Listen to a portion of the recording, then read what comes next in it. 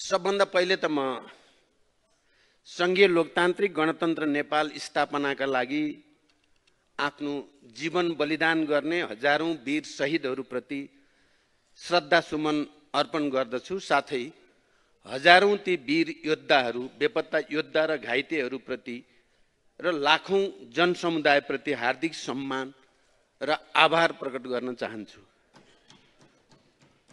इतिहासका विभिन्न कालखण्डका ती गौरवपूर्ण बलिदानलाई आज हामी सबैले अझ विवेक र कृतज्ञताका साथ स्मरण गर्नुपर्ने भएको छ, किनकि त्यो शहादतबाट प्राप्त जनताका उपलब्धिमाथि अहिले प्रतिगमन र प्रतिक्रान्तिको तरबार चलाउने सपना देखिँदैछ। त्यसकारण हामीले विशेष रूपले स्मरण गर्न जरुरी छ। जनताको बलिदानपूर्ण लामो सङ्घर्षबाट प्राप्त उपलब्धिलाई उल्ट्याउने कोसिस हुँदैछ। म आज विशेष समय लिएर आम नेपाली जनतालाई यो भन्न सम्मानित रोस्टममा उभिएको छु कि अब हामीले एकातिर सरकारका गलत क्रियाकलापका विरुद्ध र अर्कातिर प्रतिगामी चलखेलका विरुद्ध एकैसाथ जुझ्नुपर्ने विशिष्ट स्थिति सिर्जना भएको छ। सरकारको व्यथिति, अविवेक र असफलताले जनतामा व्यवस्थाप्रति नै मोहभङ्ग बढाउँदै लगेको छ। 8 महिना अघिसम्म देशमा त्यस्तो ठुलो असन्तोष थिएन। माइती घर मण्डला पनि लगभग खाली हुँदै थियो।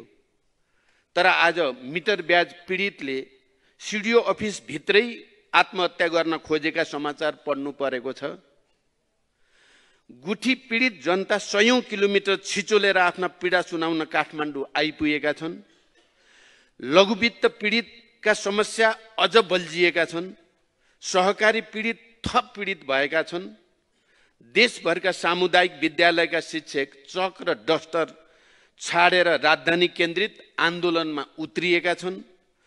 दुग्ध उत्पादक किसान हुन् वा तरकारी उत्पादक, निर्माण व्यवसाय हुन् वा उखु किसान, दलित हुन् वा महिला, म सबैलाई आज आन्दोलनमै देखिरहेको छु। मलाई लाग्छ हामी सबैले स्थिति अलि जटिल छ भन्ने महसुस गरेकै छौँ। सरकारमा बसेका साथीहरूलाई मेरो प्रश्न छ, हरेक वर्ग र समुदायले अब आन्दोलन बाहेक अरू विकल्पै देख्न छाडेको हो?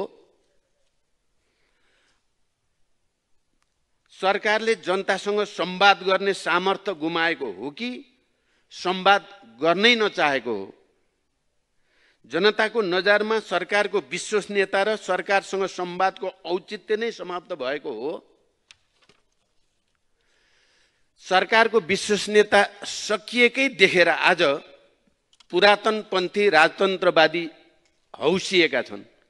वर्षौंसम्म बन्द कोठामा समेत राजतन्त्र पुनर्स्थापनाको सपना देख्न डराएकाहरू आज सडकमै ओर्लिएका छन् र सडकबाटै राजतन्त्र पुनर्स्थापनाको चुनौती दिन थालेका छन्।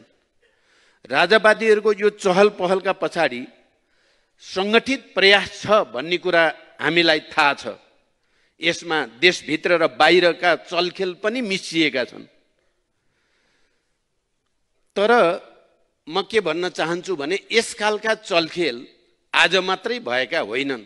नेपालमा यस्ता चलखेलहरू हिजो पनि थिए, अस्ति पनि थिए। तर अहिले चाहिँ यो अचानक वृद्धि किन भयो? प्रश्न मुख्यतः यहाँ रहेको छ। पछिल्ला 8 महिनामा सत्तामा रहेका पार्टीहरूले प्रदर्शन गरेका शासकीय शैली र त्यसबाट उत्पन्न असन्तोष नै यसको मूल कारण हो भन्ने बुझ्न अब कठिनाई छैन। सभामुख महोदय, आज म ठुलो जिम्मेवारीका साथ सँगसँगै चेतावनीका साथ पनि भन्न चाहन्छु, नेपालको शान्ति प्रक्रिया मात्र होइन, गणतन्त्रको इतिहास पनि बडो मौलिक र निकै उदार रहेको छ। संसारभरिको गणतन्त्रको इतिहासमा राजतन्त्रको रगतले लेखिएका थुप्रै उदाहरण भेटिन्छ, तर नेपाल त्यसको अपवाद बन्यो। हामी सबैलाई राम्रोसँग जानकारी छ। त्यो हाम्रो मौलिकता, हाम्रो उदारताको एउटा प्रमाण थियो। पूर्व शाही परिवारमाथि हिंसाको कुरा त परेको कुरा हो, निर्वासन समेत नतोकी पूर्व राजालाई तत्कालका लागि सुरक्षित बस्ने ठाउँ समेत दिएर नेपालमा गणतन्त्रको इतिहास लेखिएको हो भन्ने कुरा हामी कसैले बिर्सिन हुँदैन। यो इतिहास क्रान्तिको मजबुरी थियो भन्ने भ्रम कसैलाई लागेको छ भने त्यो निकै ठुलो भ्रम मात्रै हुनेछ र यसले उदारतालाई कमजोरी ठानियो भने इतिहास फेरि निकै निर्मम भएर प्रस्तुत हुन सक्छ भन्ने कुरा हामी सबैले हेक्का राख्न जरुरी छ। गणतन्त्रका लागि यो देशका लगभग हरेक ढुङ्गामा जनताको रगत बगेको छ, हामी कसैले नबिर्सौँ।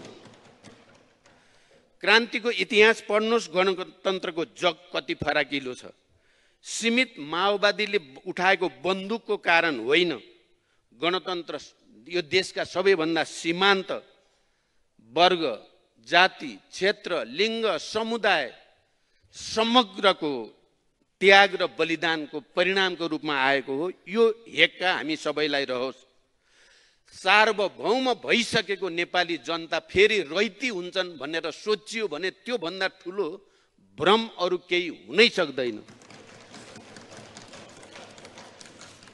हिजो गणतन्त्र माग्दा टाउकाको मोल तोकिएको थियो राजतन्त्र अन्तर्गत।